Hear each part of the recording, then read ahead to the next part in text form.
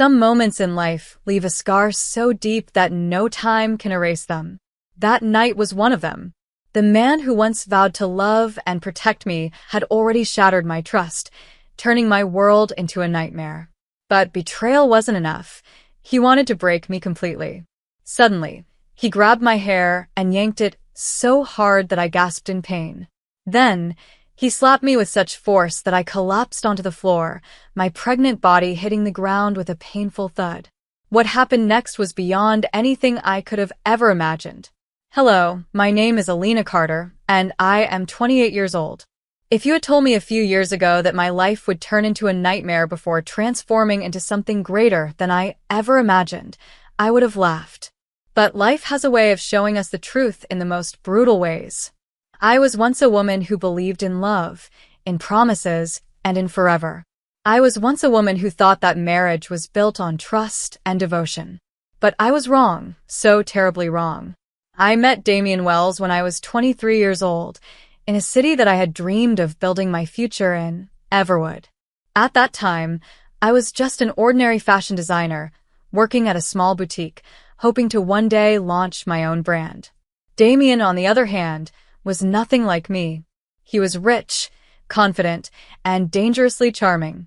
From the moment he walked into that boutique, flashing that irresistible smile, I was drawn to him like a moth to a flame. "Are you the one who designed this?" he had asked, holding up a sleek black dress. I nodded shyly. Yes, I did. "It's stunning," he said, looking directly into my eyes. "Just like you."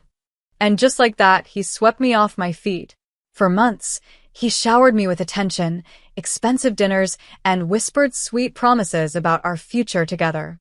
He made me feel special, chosen, loved. When he proposed, I didn't even hesitate. I said yes, believing that I had found the man of my dreams. But dreams can turn into nightmares faster than you think. The first time I met Margaret Wells, Damian's mother, I realized that I was nothing but an outsider in their world. She was the head of Wells Global Enterprises, a luxury real estate empire, and she made it clear that I wasn't good enough for her son. At a grand party hosted at the Wells Mansion, I walked in wearing the best dress I could afford, hoping to make a good impression. But when Margaret looked at me, her cold eyes scanned me from head to toe like I was a stain on her perfect world. "You're the designer my son has been so obsessed with," she said, swirling her wine glass with a fake smile. How unexpected. Damian squeezed my hand reassuringly, but deep down, I knew I was not welcome. And from that night onward, everything started to change. Damian, the man who once adored me, slowly began to pull away. He spent more time at work, more time at his mother's estate, and less time with me. By the time I was 7 months pregnant, our apartment was filled with silence and tension. The man who used to hold me close at night now barely even looked at me. And then, on one fateful night, he shattered my world completely. I still remember that night like a scar burned into my soul. The apartment was quiet, too quiet. I sat on the couch, rubbing my swollen belly, trying to ignore the sharp ache in my back. 7 months pregnant with Damian's twins, I should have been happy, excited for the future. But deep down, I knew something was wrong. Damian had been avoiding me for weeks, barely speaking to me, coming home late, and when he did, he smelled like expensive cologne that wasn't his own. My gut told me what my heart refused to accept. Then, that night, it finally happened. Damian walked into the apartment, his face cold, his eyes empty. He didn't greet me, didn't even look at me properly. Instead, he stood in the doorway, his hands clenched into fists, as if preparing for battle. "I can't do this anymore, Alina." My heart stopped. I felt my breath catch in my throat. What do you mean?" I asked, my voice barely a whisper. He exhaled sharply, rubbing his temples. "I mean I'm done. With you. With this, with everything." The words sliced through me like a blade. "You're leaving me?" My voice cracked. Damian finally looked at me then, and for the first time, I saw the truth. The man I had loved was gone. "My mother was right," he said, his tone cold and detached. "You don't belong in my world." I should have listened to her from the start. I felt as if the floor had vanished beneath me. I placed a hand on my belly, feeling a protective instinct surge within me. Damien, please, we're about to have children together. This isn't just about us anymore. He let out a bitter laugh. That's exactly the problem. I never wanted this, Alina. I don't want you, and I sure as hell don't want to be a father. The room spun. My body felt weak, but I refused to break. So, this is what it's about? I whispered. You're choosing money over us? Your mother's approval over your own children.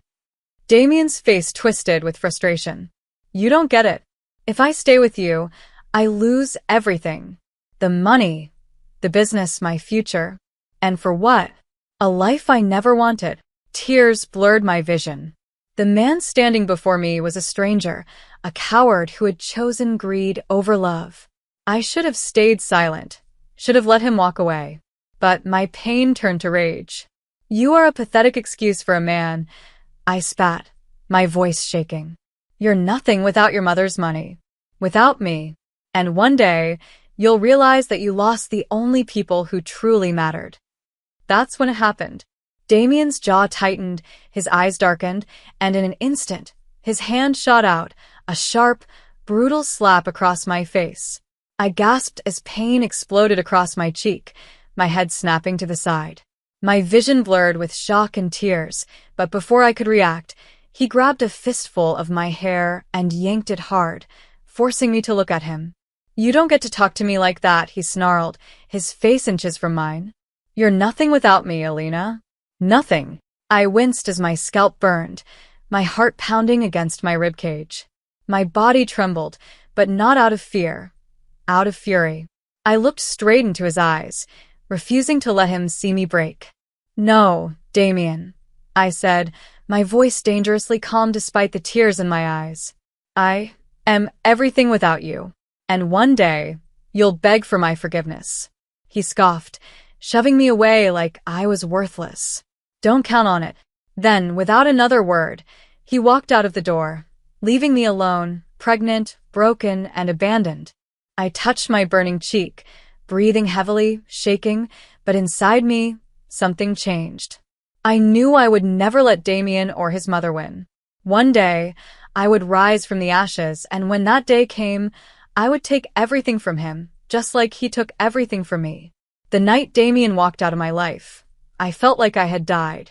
For hours, I sat on the cold floor, my hand still pressed to my stinging cheek, my hair tangled from where he had yanked it.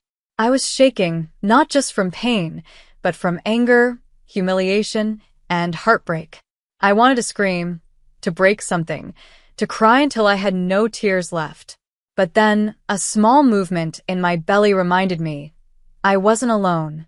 My babies were still inside me, still depending on me. And that's when the realization hit me like a wave of fire. Damien had left me, believing I would crumble. He had chosen his mother's wealth over our family, convinced that without his money, his name, and his power, I would be nothing. But he was wrong. I wasn't going to disappear. I was going to rise. The next few months were the hardest of my life. With no financial support, no husband, and no family to rely on, I was completely on my own. Damien's mother, Margaret Wells, made sure that I had nothing. She pulled strings to get me evicted from the apartment we had shared. She froze all joint accounts, ensuring that I couldn't even withdraw a single dollar. I was homeless, 7 months pregnant, and completely alone.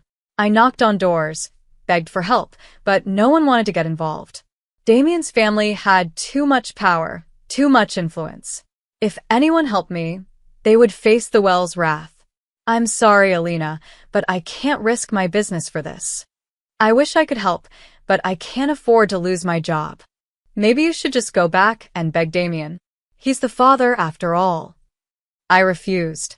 I would rather starve on the streets than crawl back to the man who had destroyed me. So I did what I had to do.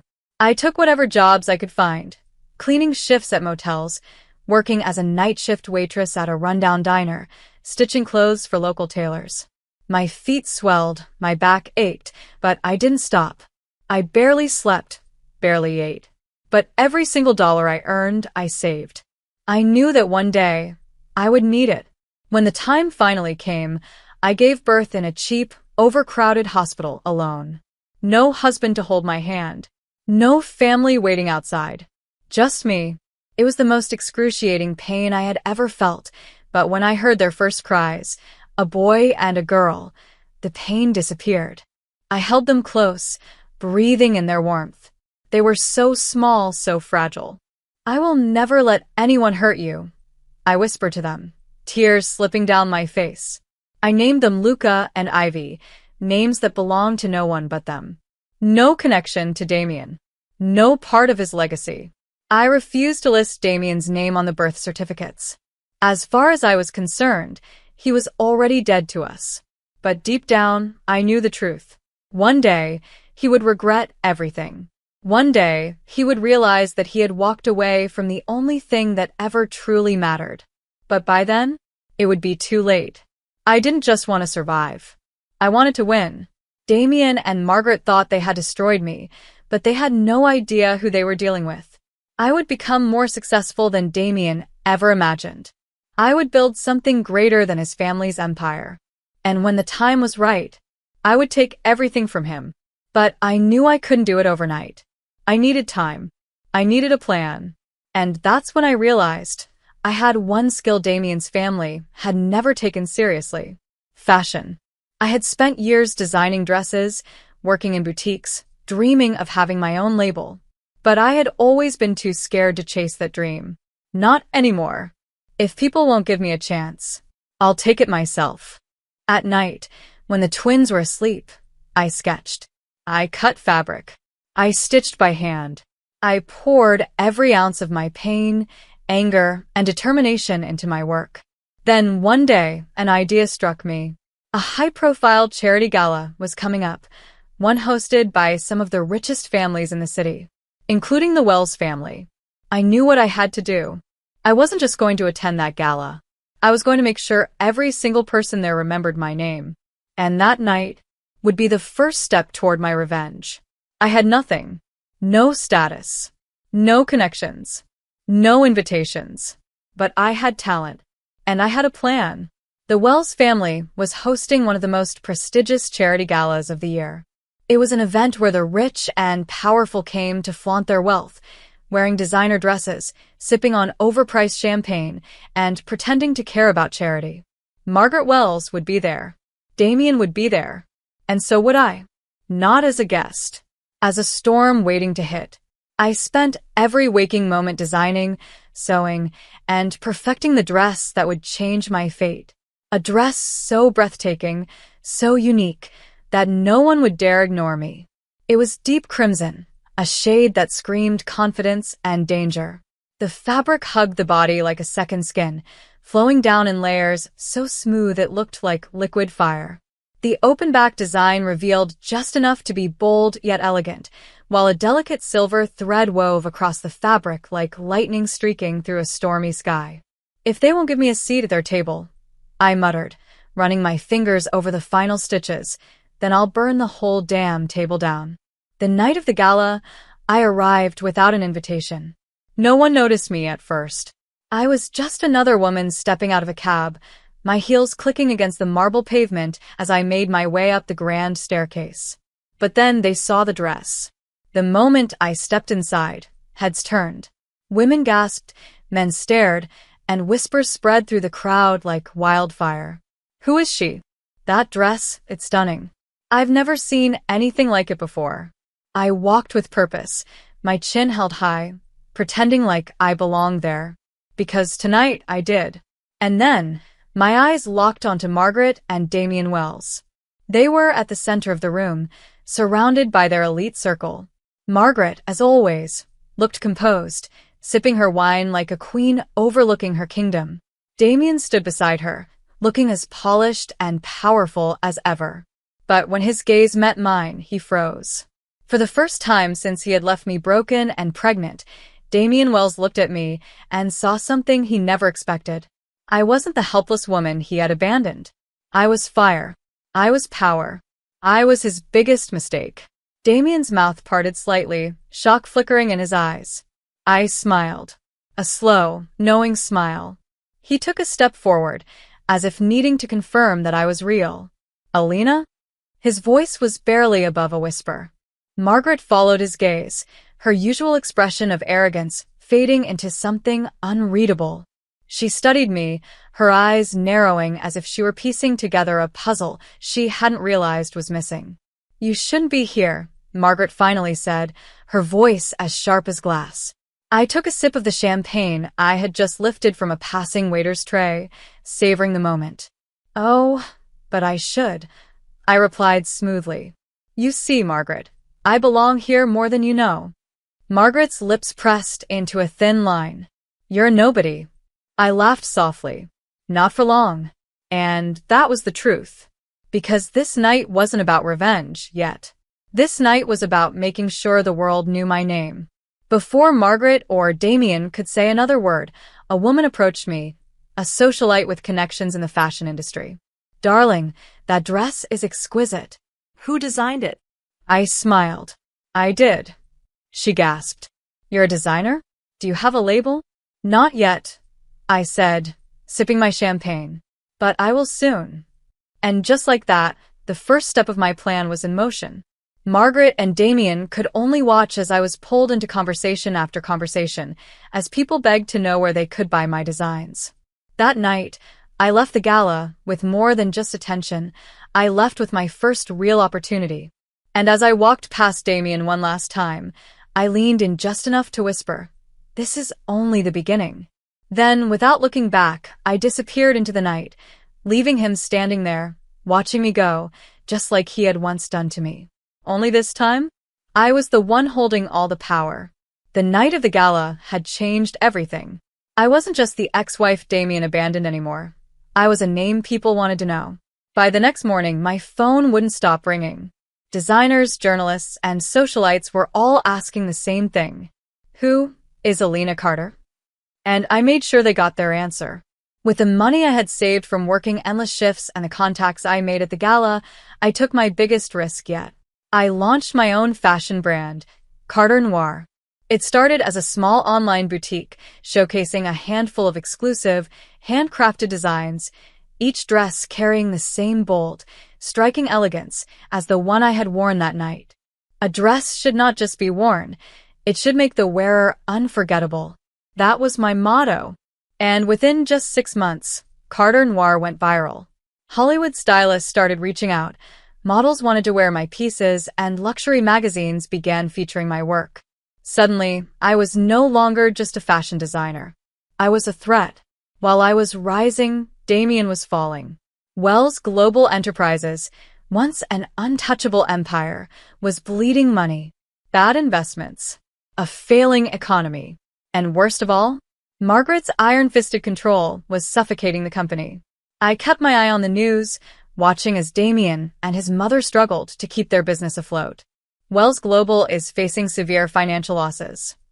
Investors are pulling out due to poor management. The once mighty real estate empire is now on the brink of collapse. Every headline made me smile. But I wasn't done yet. I didn't just want to watch Damien suffer. I wanted to be the reason he lost everything. So I made my move. I used silent investors, people who believed in my vision, to start buying shares in Wells Global. Little by little, I took control, ensuring that my name never appeared in the records. Until the day came when I owned the majority shares. And that's when I received the official invitation to the Wells Global board meeting. The very company that threw me away was now in my hands. And it was time for Damien and Margaret to find out the hard way. I arrived at Wells Global's headquarters in a black power suit, my heels clicking against the marble floors. Executives, shareholders, and board members filled the massive conference room, murmuring about the company's downfall. At the head of the table sat Margaret, her usual cold confidence beginning to crack. Beside her was Damien, the man who once thought I was beneath him. But today, I was above them all. I walked in, every eye in the room turning toward me, and then I placed a folder on the table. As of today, I own the majority shares in Wells Global Enterprises. Silence. Damien's face went pale. Margaret's lips parted slightly in disbelief. "No, this is a mistake," she said, flipping through the documents with shaking hands. This isn't possible. I leaned in slightly, my voice calm but sharp. The mistake was underestimating me, Margaret. Damien finally spoke, his voice strained. Alina, you did all of this? I met his gaze, and for the first time in years, I felt nothing for him. No pain, no regret, no love, only satisfaction. I built something from nothing, Damien. While you were busy protecting your mother's empire, I was creating my own. His hands clenched into fists. You can't do this. I smirked. I already did. And then I delivered the final blow. As the new majority shareholder, my first official act is to remove both you and Margaret from your positions. Damien shot up from his chair, rage flashing in his eyes. You can't just... Slap. My palm connected with his cheek so hard that the sound echoed in the silent boardroom. Damien staggered back, his face burning red from both the impact and the humiliation. Before he could recover, I grabbed his collar, yanked him closer, and whispered so only he could hear. This is for the night you hit me, for the night you pulled my hair and left me to suffer alone. I let him go, watching as he struggled to process what had just happened. Then, I turned to Margaret. She looked at me with pure hatred, but there was something else in her eyes, too. Fear. Because she knew I had taken everything from them, and there was nothing she could do to stop me. Without another word, I turned on my heel and walked out of the boardroom, leaving Damien and Margaret in the ruins of the empire they had once ruled. That night, when I arrived home, Luca and Ivy ran into my arms. Mommy, did you win? Ivy asked, looking up at me with bright, innocent eyes. I smiled, brushing her soft curls back. Yes, sweetheart, I whispered. I won. Because revenge wasn't about ruining Damien's life. It was about building one so powerful, so successful, that he no longer had the ability to define me. I had risen, and I had done it without him. Thank you for being a part of this journey. If you enjoyed the story, don't forget to like, leave a comment, and subscribe for more engaging content. Your support means the world, and there's so much more to come. Stay tuned for the next exciting story.